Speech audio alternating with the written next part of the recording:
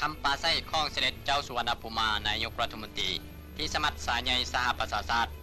เสด็จได้สนับสนุนให้ทุกๆชาติโดยเฉพาะประเทศที่มีส่วนเข้าร่วมในสัญญาเจนีวาปี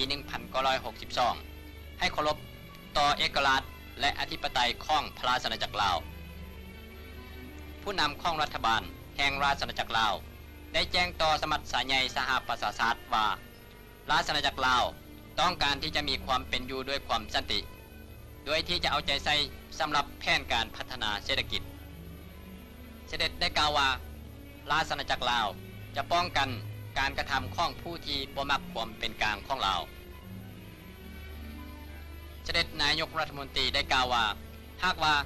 สัญญาเจนีวามีผลอันมั่นคงแก่รัฐบาลผสมแห่งชาติและพากันเคารพนับถือแล้วราชอาณาจักรลาวก็จะสามารถอยู่ด้วยความสันติและสร้างความเป็นอันหนึ่งอันเดียวกัน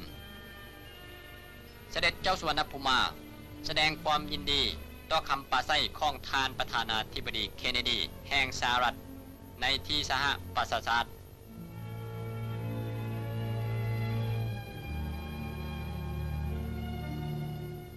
ต่อมาเสด็จพร้อมด้วยคณะได้ไปเยี่ยมยามที่วอชิงตัน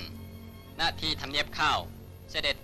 ได้สนทนาปราศัยกับท่านประธานาธิบดีเคนเนดีถึงการร่วมลงนามในสนธิสัญญาเจนีวาของสหรัฐด้วยไมตรีจิต